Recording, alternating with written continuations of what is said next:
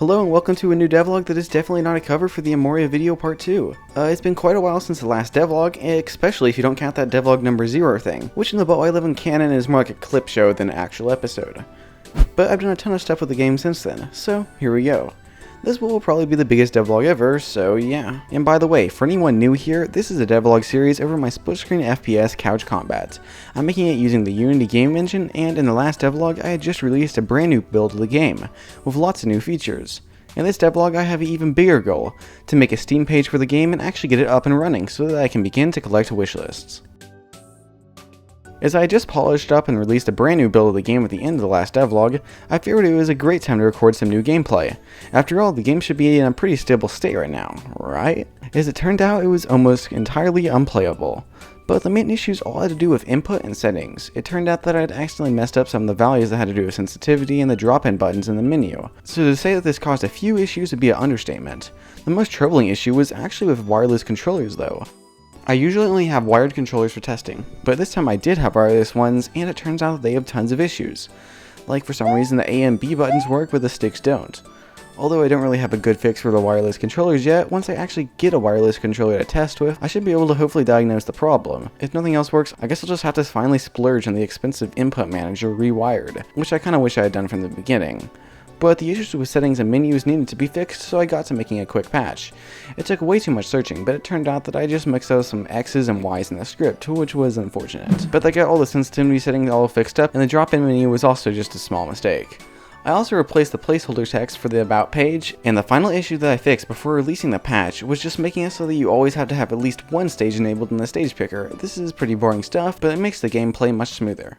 One of the best parts about making devlogs of our game is that it allows you, the viewer, to contribute your ideas to the game. Now sometimes these ideas outright suck, but that's half the fun. This is all to say, give me hat ideas. On the side, I made a few hats to put in the game. I made a cowboy hat, a soldier helmet with a cigarette, and my favorite, a top hat with a mustache. A lad from my Discord server, Crate, actually contributed a little spinny propeller hat to the game. I don't have any actual credits for now, so he gets this little box thing on the main menu. But if anybody wants to make any hats that fit in the style of the game, I'd be happy to add them. I've been working on this oriental area for a long time now, so I think it's time to finish it up. There are currently 5 stages, but I want 8. I think 8 is a solid number of stages for each area, and I can always increase it up to 10 if I have more ideas or something. I've been just slowly putting stages together while working on other stuff for forever now, but now I dedicated a few days completely to just making the last 3 stages all at once. And the process for making these stages was pretty much the same as always, especially since I didn't have to make any new set pieces or anything. Despite that, I made sure to try to make the terrain itself a little bit more interesting. There are more outcroppings that provide cover, interesting routes, and even a sort of inside area on the 8th stage. With the oriental area, I've tried to make sure that everything felt slightly organic, with lots of imperfect edges and stuff. But in the next area I'm developing, it'll be interesting because I'll be able to use a lot more sharp angles. And speaking of the next area,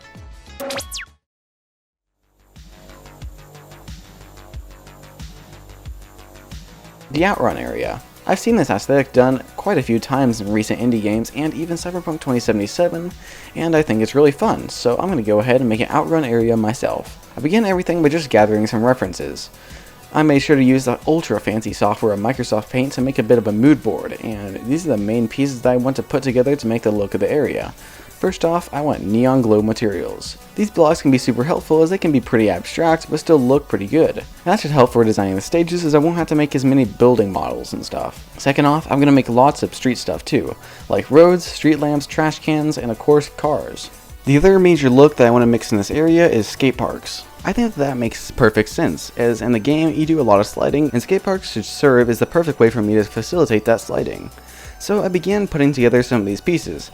I started simple and just followed a tutorial to make neon materials for blocks. I think they look really cool with bloom, but I need to make sure not to overuse them as they are kind of harsh on the eyes. The ground will definitely not have a grid of them, but instead I think that I'm going to model it in a similar way to the ground I have in the oriental area, but add some glow outlines to the edges. One problem I have with the way that some games do this cyberpunk look is that they just use too much black. This is especially a problem in Get to the Orange Door, where the ground is sometimes just entirely black and it's hard to tell what you're even looking at.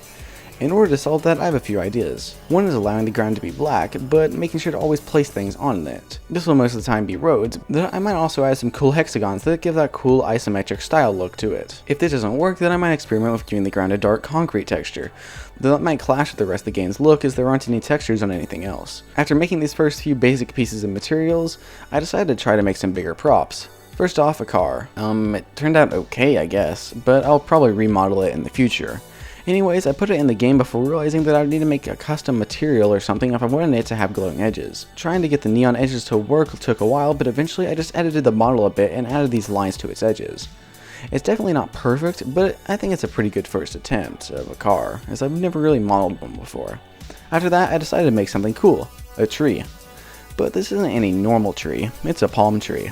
A gamer palm tree. Modeling the palm tree itself was definitely the hard part, as I didn't really know how to make its leaves, but it turned out okay. And then I stuck a wireframe modifier on it in Blender and made it glow, and yeah, it's pretty cool now. Other than those two big pieces, I made 2 lamps and a trash can. I also tried out making a simple half pipe using Pro Builder. It admittedly didn't really work at all, but it's a start. Well, my days of tax evasion are over. I've decided to actually sit down and set up my tax information on Steam. And it really wasn't all that hard. After a few hours and about $100 later, I had a Steam page waiting to be set up. Fun fact, Steam counts the fee that you have to pay to set up the page as a normal Steam purchase, and you actually get 10,000 Steam points off of it. Which is kind of funny, as I'm just now imagining that EA's Steam account probably has like millions of Steam points by this point. Too bad the Steam store itself is about the most gimmicky way to get people to spend more money in the history of gimmicky ways to get people to spend more money, so I don't really have anything to use those Steam points for. Nevertheless, it's Steam page time, and I just had a blast filling out tons of descriptions, guessing on a bunch of system requirements, and making approximately 100 slightly different pieces of art, most of which aren't even going to be seen because they are in the library, despite the fact that I'm only putting up the game for wishlisting right now, so you can't even access it in the library, and all that art will probably be redone by final release. It didn't take that long. And look at that, doesn't it look cool? Sofa Skirmish is becoming all grown up. Now if only the actual game was just a bit more professional. Now, I didn't technically have to make a trailer for the game for the Steam page, but I kinda want to. One strategy that I've seen pretty often for making trailers for indie games is to use classical music. If your game is more serious, it makes it look all dramatic and sophisticated. And if your game looks, well, like mine, then it makes it look only the more absurd. And since I don't have any music made for the game yet, I think that's definitely the best way to go for me.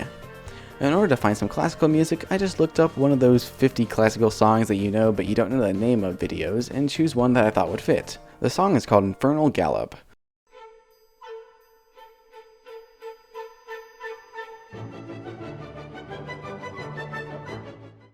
The one issue I have with making this trailer is actually just recording footage for it. And unfortunately, a decent amount of this footage is going to have to come from fairly old recordings of gameplay, as I don't have enough people to record a bunch of trailer gameplay, and the most recent gameplay recordings I got were unfortunately lost as I accidentally recorded the wrong window of OBS. But doing just a bit of planning, I had started to make the trailer.